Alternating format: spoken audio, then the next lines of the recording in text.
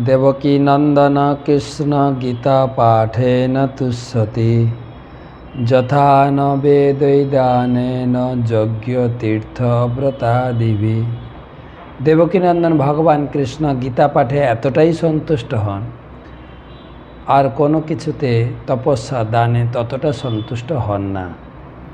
আজকের গীতা পাঠ 4th অধ্যায় জ্ঞানযোগ 16 নম্বর শ্লোক। কিম কর্ম কিম অকর্মেতি কবয়োপাত্র মোহিতা তত্তে কর্ম প্রবক্ষ্যামি যজ্ঞাত্যা মোক্ষসে অশুভাৎ। কাকে কর্ম কাকে অকর্ম বলে তা স্থির করতে বিবেকী ব্যক্তিরাও বিমোহিত হন। এখন আমি সেই কর্ম সম্বন্ধে তোমাকে উপদেশ করব। সে বিষয়ে অবগত হয়ে তুমি সমস্ত অশুভ অবস্থা থেকে মুক্ত হবে। তো এই শ্লোকে ভগবান বুঝাচ্ছেন যে আমাদের কর্মের 3টি বিভাগ ভালো করে জানা উচিত: কর্ম, অকর্ম এবং বিকর্ম। কর্ম মানে সকাম কর্ম, পুণ্য কর্ম, কর্মকাণ্ড। বিকর্ম মানে পাপ কর্ম, আর অকর্ম মানে ভগবানের সেবা। তো ভগবান 3য় অধ্যায়ে 4th অধ্যায়ে আমাদেরকে বলছেন কেবল অকর্ম ভগবানের সেবা করা উচিত।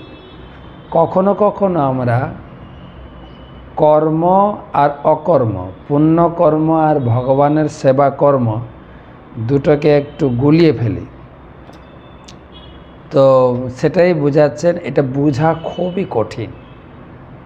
একটা উদাহরণ দিয়ে বোঝানো যায়, যেরকম রাস্তায় যে 4 মাথার মোড়ে লাইট থাকে, রেড লাইট মানে দাঁড়িয়ে যাও, ইয়েলো মানে রেডি হও, গ্রিন মানে তুমি যাও। কখনো কখনো রেড লাইট থাকা সত্ত্বেও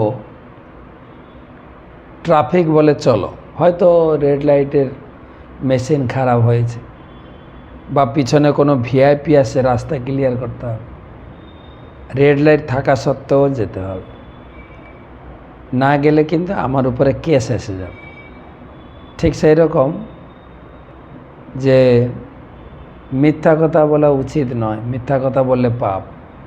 কিন্তু ভগবান যুধিষ্ঠির বললেন তুমি প্রয়োজনে মিথ্যা কথা বলো, অশ্বত্থামা হত।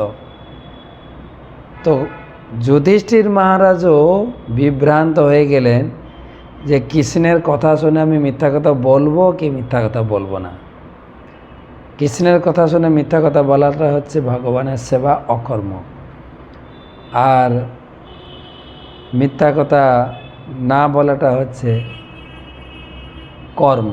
তাই কর্ম অকর্ম আমরা বলতে পারি ভগবানের সেবা করছি, কিন্তু নিজের সন্তুষ্টি বিধানে কর্ম হয়ে যাচ্ছে। আরও বিস্তারিত কালকে।